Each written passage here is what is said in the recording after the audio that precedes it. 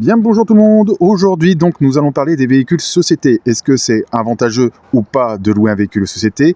Combien on gagne avec? Les inconvénients, les avantages et à la fin je vous donne mon point de vue des véhicules société. Donc comme pour la Mini Citadine, la Twingo 3, je vais vous donner les avantages au début. Alors les premiers avantages de prendre une véhicule société, c'est que vous allez payer entre 1000 et 1500 € moins cher qu'un véhicule 5 places de la même catégorie. Par exemple, si vous prenez un C3 5 places, eh ben, on va dire que ça va falloir que vous dépensiez 1000 à 1500 € de plus pour pouvoir avoir un 5 places. Donc déjà, on va dire que vous économisez à l'achat d'un véhicule société 1000 à 1500 € sur l'achat du véhicule. Il faut savoir aussi que les véhicules sont légèrement plus récents et qu'ils ont un petit peu moins de kilométrage. Tout ça parce que c'est grâce au fait qu'il y a le véhicule à 2 places. Voilà. Autre avantage que vous avez de louer un véhicule 2 places, c'est le nettoyage. C'est beaucoup plus facile de nettoyer un véhicule 2 places avec un grand coffre derrière qu'un véhicule 5 places ou un grand Scénic à 7 places, etc. Ces véhicules-là, on va dire que quand le locataire vous le ramène sale, c'est assez simple à nettoyer. C'est juste l'avant à nettoyer. Voilà. On va dire qu'il y a moins à nettoyer que les véhicules citadine ou mini citadine ou voiture familiale. Voilà. C'est un véhicule aussi qui est idéal par rapport à l'aéroport et à la gare. Pourquoi? Parce que quand une personne est seule ou en couple et qu'ils ont beaucoup de bagages, quand ils voient qu'il y a de la place derrière, eh ben, c'est avantageux. Voilà. Donc par rapport à ça, c'est vrai que en général, quand tu vois que quand on est tout seul ou quand on est en couple, eh ben, on prend une société parce que comme ça, pour les bagages, on a de la place derrière. Voilà. Niveau location, les véhicules société, l'avantage qu'il y a, c'est que en général, ça reste constant. Voilà, quasiment tous les week-ends, mes 2 véhicules société étaient loués, quasiment tous les week-ends. Mais ça, je vous donnerai le pourquoi et ça fait partie aussi des inconvénients, mais je vais vous dire aussi les pourquoi. Mais en général, c'est un véhicule qu'on va dire que c'est constant. Vous aurez toujours des locations le week-end. Ça ne rapportera pas beaucoup, mais vous avez constamment des locations. Maintenant, nous allons parler des inconvénients des véhicules société. Alors, premièrement, il faut savoir que les véhicules société, 85% du temps, c'est des véhicules diesel.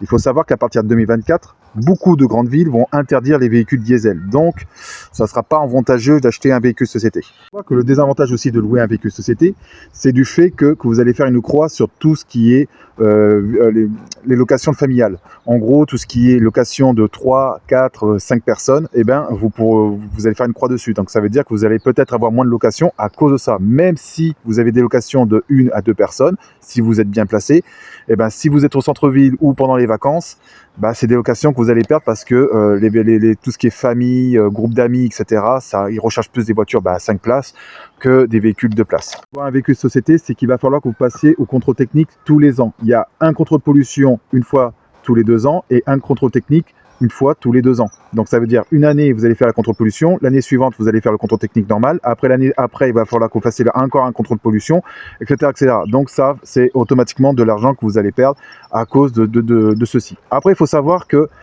il faut avoir la plaque TAR ici, c'est obligatoire. La plaque TAR est obligatoire pour le contrôle technique. Si vous n'avez pas la plaque TAR et que vous roulez sans plaque TAR, vous avez droit à une amende de 135 €. Je l'ai déjà eu parce que je n'avais pas de plaque TAR.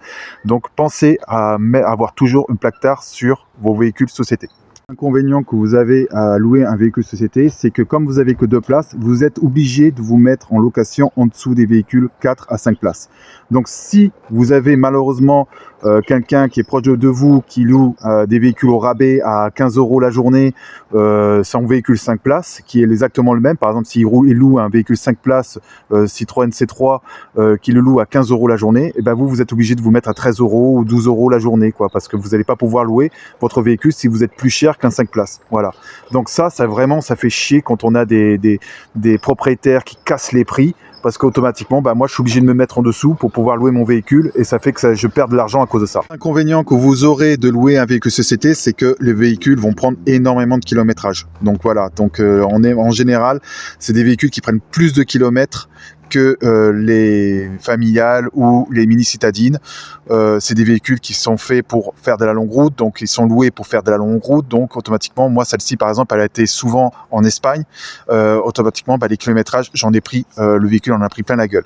Voilà, donc ça automatiquement c'est un gros désavantage, c'est que les véhicules vont prendre plus de kilomètres, donc automatiquement vous allez faire plus d'entretien, les véhicules ont plus de risques de tomber en panne et aussi d'être dégradés, de l'usure beaucoup plus rapide. qu'un autre véhicule. Voilà, ça c'est aussi un autre désavantage de louer un véhicule société. Il faut voir aussi que il y a un désavantage, c'est à la revente du véhicule. C'est plus compliqué de revendre un véhicule 2 places qu'un véhicule 5 places. Ça, il faut le savoir. Donc ça, c'est un peu chiant. Donc ça, il faut le noter que quand vous achetez un véhicule société, à la revente, ça sera plus compliqué. Maintenant, nous allons parler des bénéfices que j'ai fait avec le véhicule. Alors, je dis bien les bénéfices. Donc, j'ai retiré l'assurance, les contrôles techniques, l'entretien, l'usure du véhicule. J'ai changé aussi des pièces comme les pneus. J'ai fait aussi des essuie-glaces. Voilà, j'ai eu des dépenses sur ce véhicule. Donc là, je vous parle bien du bénéfice que j'ai fait avec un véhicule société. Donc c'est pas le chiffre d'affaires. Il faut bien que les gens comprennent la différence parce qu'il y a des gens qui ne comprennent pas la différence entre chiffre d'affaires et bénéfice. Moi, je vous parle en bénéfice, donc l'argent que j'ai eu dans ma poche. Voilà. Alors, la première année, c'est donc de 2021. J'ai fait 2136 € et le véhicule a fait 21 000 km. Voilà. Donc en moyenne, ça fait à peu près 178 € par mois. Donc la première année, sachant que la première année, je l'avais loué ce véhicule-là dans le centre-ville de Pessac pour voir si c'était intéressant ou pas. Et je n'avais pas appliqué la stratégie que j'avais annoncée sur YouTube. Donc c'est les 6 premiers mois, je n'avais pas appliqué cette stratégie-là. Je l'ai faite les 6 derniers mois. Après la deuxième année, donc cette année-là, 2022, j'ai fait exactement 2748 € avec ce véhicule-là en 10 mois. Donc, il manque encore 2 mois. Ça veut dire que je pourrais gagner un tout petit peu plus si j'avais continué à louer ce véhicule les 2 derniers mois de 2022. J'aurais pu faire un peu plus. Donc, j'aurais fait un meilleur bénéfice que 2021. Sachant qu'en plus, le véhicule a pris beaucoup moins de kilométrage. Elle a pris que 17 000 km. Voilà. Donc, ça, il faut le savoir. Mes conclusions, est-ce que ça vaut le coup ou pas d'acheter un véhicule société? Moi, je vous dirais non. Pourquoi? Parce que déjà, à cause de 2024, où dans lequel ils vont interdire tous les véhicules de diesel, donc ça, c'est pas avantageux. Sachant que les prix aussi des véhicules société ont vachement monté et sont quasiment presque identiques à ceux des véhicules 5 places. Et on va dire qu'en général, les 5 places, c'est ce qui va être le plus loué que les 2 places. Donc, ce n'est pas du tout avantageux. Il y a 2 ans en arrière, je vous aurais dit oui, c'est avantageux d'acheter un véhicule société parce qu'à l'époque, les véhicules étaient entre 3 000 et 4 000 €, même aux enchères. Donc, c'était intéressant de les acheter. Maintenant, quand je regarde les véhicules société, ça vaut pas vraiment le coup. Hein. Elles ont toutes entre plus de 100 000 km et elles sont entre 5 000 et 6 000 €. À ce prix-là, vous pouvez largement acheter soit une citadine, soit une mini citadine, quasiment dans le même prix. Donc, c'est vraiment pas avantageux maintenant d'acheter un véhicule société. Moi, personnellement, j'en ai encore un. Celui-ci, je l'ai arrêté parce que maintenant, il m'appartient. Mais j'en ai encore un que je loue, mais une fois que j'atteindrai les 200 000 avec l'autre, j'achèterai plus de véhicules société. Voilà. Voilà les conclusions par rapport aux véhicules société. Donc n'hésitez pas à me demander sur Facebook si vous avez des questions ou autres par rapport à ces véhicules-là. Il n'y a pas de problème, je vous répondrai, il n'y a pas de souci. Voilà, sur ce, je vous souhaite une très bonne journée et je vous dis à très bientôt pour une prochaine vidéo. Allez, au revoir.